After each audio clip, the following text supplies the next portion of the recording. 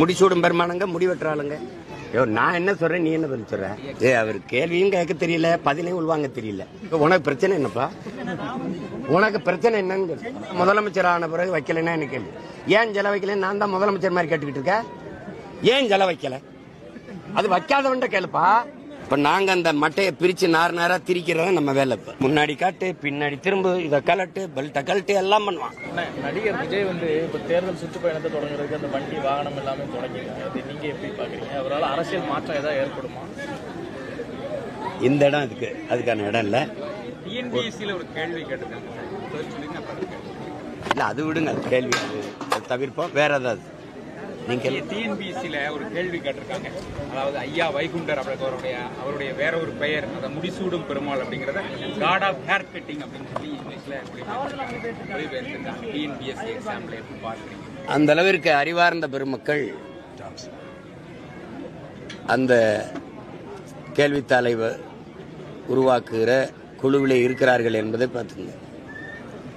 முடிசூடும் பெருமான் எங்க இருக்குது, முடிவெற்ற பெருமாள் எங்க இருக்குதுன்னு இந்த இவங்க நாட்டை கொடுத்த நம்ம நாட்டுக்குண்டு சாகிறதா இல்ல அவங்கள தூக்கில போடுறதான்னு தான் தெரிய மாட்டேங்குது. என்ன இளவோ இது ஒவ்வொன்னா கேட்கக்கூடாது, மொத்தமா கொளுத்தணும். அதுக்கு கொஞ்சம் பொறுத்துருங்க. இவர் அது சரி பண்ணுவோம். இதை விட அதாவது இதுல இன்னும் பல கேள்விகள் இருக்கு. ரொம்ப விஷயத்து திருக்குறள், ஆமா. அப்புறம் என்ன சொல்றது, அது கேள்விகளை மறந்துட்டேன், நான் எடுத்து வச்சிருக்கேன்.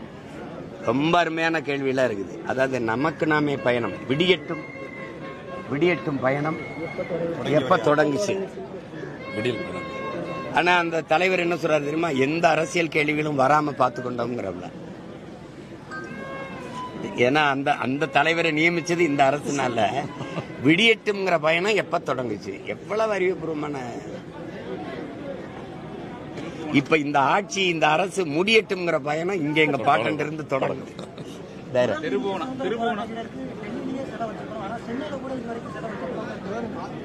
அது ஏன்ட்ட கேக்குறீங்க? உங்களுக்கு ஒரு கோபம் வருதா? நான் கேட்கிறேன், உங்களுக்கு கோபம் வருது இல்ல? எனக்கு கோபம் இருக்கு. என் பாட்டனுக்கு இல்லை, என் பாட்டிக்கு இல்லை. என் பாட்டனுக்காவது அவன் நினைவிடத்துல ஒரு ஆள் உயரத்துக்காவது சிலை இருக்கு. எங்க பாட்டி வேலுநாச்சியார் சிலை பார்த்திருக்கீங்களா? மரப்பாச்சி பொம்மை கூட கொஞ்சம் பெருசா இருக்கு. அப்ப நம்மளை தொடர்ச்சியா அமதிப்பான். 4ஆம் தமிழ்ச்சங்கம் வச்சு தமிழ் வளர்த்த எங்க பாட்டன் வள்ளல் பாண்டித்துரத்தேவர் சிலை பார்த்திருக்கீங்களா? நெஞ்சு வெடிக்கிற அளவுக்கு வெறி வரும். அது என்னன்னா, அந்த நேரம் பேசுறோம், நம்ம ஒரு நினைவுல பேசுறோம், அப்படி கோவப்படுறோம். அப்புறம் தேர்தல் நேரத்தில் அது நீர்த்து போகுது. அதனால எவன் அவமதிச்சானோ, எவன் நம்ம அடையாளத்தை மறைச்சானோ, எவன் நம்ம வரலாற்றை திரிச்சானோ, அவனுக்கே நம்ம மறுபடியும் அதிகாரத்தை கொடுக்கும்போது இந்த மாதிரி வேலையெல்லாம் வருது. முடிசூடும் பெருமானங்க, முடிவெட்டுறாளுங்க. இதை படிக்கிறவன் என்ன நினைப்பா? இதுவது இல்லை, மருதுபாண்டி வேலுநாச்சியார் சிவகங்கை விட்டு காலாறுகளை விட்டு அரையங்கள நேரில் நான் தான் ஊரா போய் மருதுபாண்டிக்கு வணக்கம் சிவகங்கை நடத்தணுமான்னு சேலத்தில் போய் நடத்தினது நான் தான். எங்க இருக்கு சிலை?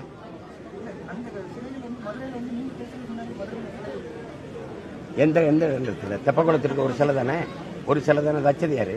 அது சேதுராமன் ஐயாவுடைய முயற்சி. நான் என்ன சொல்றேன், நீ என்ன பதில் சொல்ற? சேலத்துல அவர் கேள்வியும் கேட்க தெரியல, பதிலையும் உள்வாங்க தெரியல. நான் சொன்னது மருதுபாண்டிக்கு வணக்க கூட்டம் சிவகங்களை தான் போடணும்னு இல்ல, சேலத்துல போடலாம்னு கொண்டி, சேலத்துல கொண்டி மருதுபாண்டியரை பத்தி பேசுனது நான் தாங்கிறேன். உனக்கு பிரச்சனை என்னப்பா? உனக்கு பிரச்சனை என்னன்னு செல வைக்கலன்னு நான் முதலமைச்சர் ஆன பிறகு வைக்கலன்னா என்ன கேள்வி? ஏன் செல வைக்கலன்னு நான் தான் முதலமைச்சர் மாதிரி கேட்டுக்கிட்டு இருக்கேன். ஏன் செல வைக்கல? அது வைக்காதவன்ட கேளுப்பா.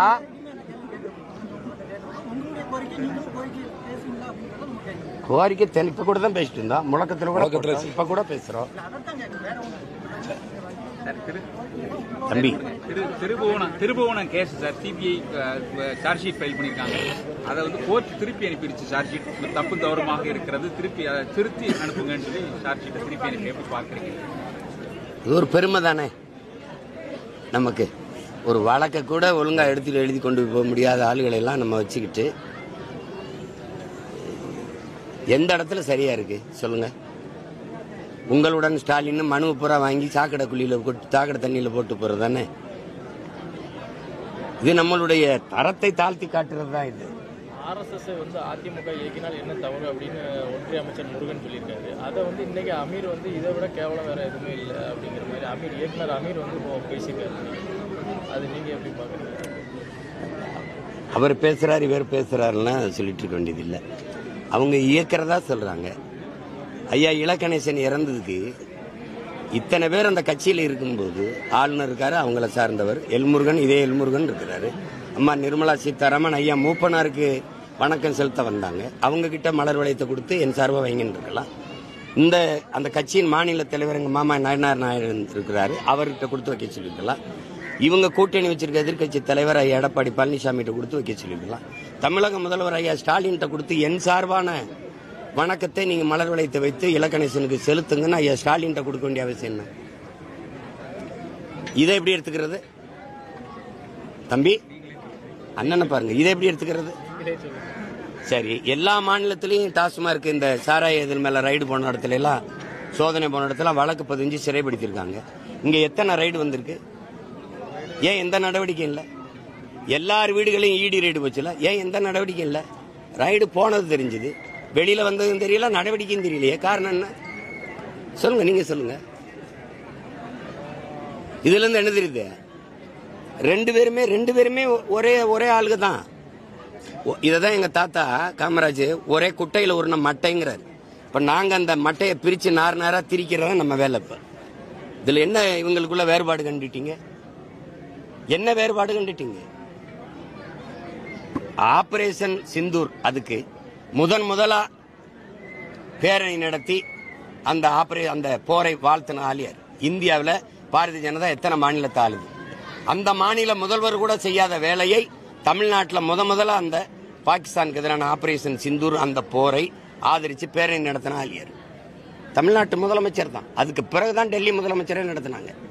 இப்ப இதை எப்படி எடுத்துக்கிறது? காரணம் ரைடு தான். உங்களுக்கு புரியுதுன்னு நினைக்கிறேன்.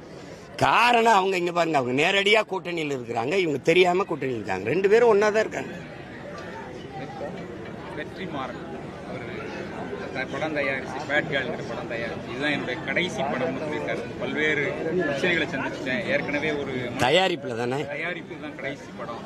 பல்வேறு ஏகப்பட்ட பிரச்சனைகளை சந்திச்சுட்டேன். இந்த படம் தயாரிப்பு அப்படிங்கிறது மிகப்பெரிய சவாலான விஷயம். இனிமேல் அதுல இறங்குறது இல்லை. நீங்க ஒரு எப்படி பார்க்குறீங்க? இல்ல அந்த பிரச்சனையை தம்பி என்னோட விவாதிச்சாரு, நாங்க பேசிக்கிட்டோம். ஒரு கலைஞனுக்கு இவ்வளவு நெருக்கடியை தந்திருக்க வேண்டாம் நான் நினைக்கிறேன். ரெண்டாவது தயாரிச்ச படங்கள் எல்லாம் நல்ல படங்களா தயாரிச்சு கொண்டு வந்துட்டு இருந்தாரு. இப்ப அது அவருக்கு அவ்வளவு பெரிய மனச்சோர்வை கொடுத்துருக்குன்னா அதுக்காக நான் வருந்துறேன். இப்ப அதுல நானும் தானே பொறுப்பேற்கணும். இப்போ ஒருத்தர் கொலை செஞ்சிடறாரு, ஒருத்தர் தவறு பண்ணிடுறாருன்னா இப்ப அந்த இதுக்கு இந்த சமூக குற்றம் தான். ஏன்னா சிந்தனை என்பதும் செயல்பாடு என்பதும் சமூகத்தின் விளைச்சல்ங்கிறான். இப்ப சமூகம் பிள்ளையா இருக்கு, அதனால அது வருது. பள்ளிக்கூடத்துக்கு போற பிள்ளையெல்லாம் தண்ணி அடிச்சுட்டு கஞ்சா குடிச்சிட்டு தடுமாறி விழுகுதுன்னா சமூகம் சீரழிஞ்சிருச்சுன்னு தான் சொல்லணுமே ஒழிய அந்த மாணவனுடைய தவறுன்னு சொல்ல முடியாதுல்ல. அது மாதிரி தம்பிக்கு அவ்வளவு அழுத்தம் கொடுத்து அதை கைவிடுற அளவுக்கு போகுது அப்படின்னா அது நானும் பொறுப்பேற்கணும், நீங்களும் பொறுப்பேற்கணும். கடைசியா இந்தியா டுடே நடத்திய கருத்து கணிப்புல ஆளுங்கட்சியினுடைய வாக்கு சதவீதம் குறைஞ்சிருக்கு, எதிர்கட்சியினுடைய அவங்க கூட்டணி வாக்கு சதவீதம் கூடியிருக்கு. அப்புறம் நீங்கள் உட்பட மற்ற கட்சிகளோட வாக்கு சதவீதம் கூடுதலாக 15% வரை போகிற வாய்ப்பு இருக்குன்னு எப்படி பார்க்குறீங்க? இந்த கருத்து கணிப்புகளை நான் எப்பவும் நம்புறது இல்லை. உங்களுக்கு தெரியும் நினைக்கிறேன். நான் 2016 தேர்தல் அரசியலுக்குள்ள வந்தோம். இப்போ 10 ஆண்டு நிறைவாக போகுது. 26ஓட 10வது ஆண்டுல நிக்கிறோம். எந்த இடத்துலயும் இந்த கருத்து கணிப்புல எனக்கு இவ்வளவு வாக்கு வரும்னு சொன்னதில்லை, நான் வளர்வேன்னு சொன்னதில்லை, நான் போட்டியிடுறேனுங்கிறதையும் சொன்னதில்லை. உங்களுக்கு உண்மையே சொல்றேன். இதுல யாரும் சொல்ல மாட்டாங்க, இப்பவும் சொல்ல மாட்டாங்க, போட்டியிடுறோம்னு சொல்ல மாட்டாங்க. எனக்கு எவ்வளவு வரும்னு நீங்க 4 வரும், 3 வரும், 5 வரும். நான் 8 விழுக்காடு தொட்டேன். இப்ப யார் மேல வழக்கு போட்டு பண்ணலாம்? இதெல்லாம் அவங்களுக்கு சும்மா உட்காந்துட்டு ஒரு இடத்துல உட்காந்து இது இப்படி வரும் அப்படி வரும், ஒரே மாதிரி எல்லா தொலைக்காட்சியும் ஒரு கருத்தை பதிவு பண்ணா அது கருத்து. இது ஒண்ணு சொல்லுது, இது ஒண்ணு சொல்லுது, இது ஒண்ணு சொல்லுது, இது ஒண்ணு சொல்லுது, இது ஒண்ணு சொன்னா அவரவர் விருப்பம், அது கருத்து இல்ல. புரியுதா உங்களுக்கு? சுதந்திர போராட்ட தியாகிகளுக்கு வீர வணக்கம் செலுத்தும் போது கட்டுப்பாடுகளை எப்படி பாருங்க? அது கொடுமையா தான் பாக்குறேன். அதுல இப்ப எங்க தாத்தாவுக்கு முத்துராமலிங்க தேவருக்கு வரும், இன்னொரு தாத்தா இமானுவேல் சேரனுக்கு வணக்கம் வரும். எங்களுக்கு வந்து 144 தடையை போட்டு ஏதோ தேச துரோகிகளை கொண்டாட போற மாதிரி பண்ணுவாங்க. நீங்க எவனுக்கோ சில திறந்தபடி இருக்கும். இந்த நாட்டின் விடுதலைக்காக போராடி சிறையில் இருந்தவன், நான் விடுதலை பெற்ற நாட்டிலையும் சிலையா இருக்கும்போதும் சிறையில் இருக்கிறத நீங்க எப்படி பாக்குறீங்க? இருக்கா இல்லையா? இருக்குல்ல. நேரு சிலை, இந்திரா காந்தி சிலை, ராஜீவ் காந்தி சிலை, பெரியார் சிலை, இந்த கருணாநிதி ஐயா சிலை, இந்த எம்ஜிஆர் சிலை, ஜெயலலிதா சிலை, அண்ணா சிலை எல்லாம் ஜெயில இருக்கா? ஆனா இந்த செக்கிழுத்த இந்த சிறைக்கு போராடி சிறைக்கு போன பாருங்க, 9 ஆண்டுகள் சிறையில் இருந்திருக்காங்க. எங்க தாத்தா முத்துராமலிங்க தேவர், தாத்தா காமராஜெல்லாம். எந்த சிலையாவது வெளியில திறந்தவனி இருக்க? இது மாதிரி கொடுமை எப்படி இருக்கு? அது மாதிரிதான் இது.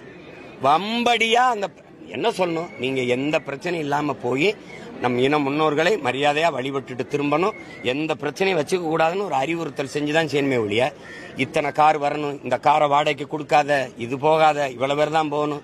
இப்ப என்ன 2 கார் போகலாம், 3 கார் நிறுத்தின்னு நடந்து வந்துட்டேன். இதெல்லாம் தேவையில்லாத ஒரு நெருக்கடி. இவ்வளவு நெருக்கடியை நம்ம கொடுப்பாங்க, அவன் வந்து அழகா கொண்டு வச்சு எல்லாரையும் கொண்டுட்டு போயிடுவான். இந்த நாடு எப்படிப்பட்டதுன்னா, பரிச்சை எழுத போகும்போது என் பிள்ளைகளை மூக்கத்திய கழட்டு, சாடையை அவுத்து விடு, ஜாக்கெட்டை கலட்டு, உள்ளாடையை கலட்டு, அந்த துப்பட்டாவை எடு, எல்லாம் பண்ணுவான். பரிச்சை எழுத போற பிள்ளைய அவ்வளவு சோதிப்பான். பயணிக்கிற எண்ணெய முன்னாடி காட்டு, பின்னாடி திரும்ப, இதை கலட்டு, பெல்ட்டை கலட்டு, எல்லாம் பண்ணுவான். அங்க பார்டர்ல வர்றாங்கள பயங்கரவாதி, அவனை ஒன்னும் சோதிக்க மாட்டான், வந்து சுட்டுட்டு அவன் போயிடுவான். எப்படி இருக்கு?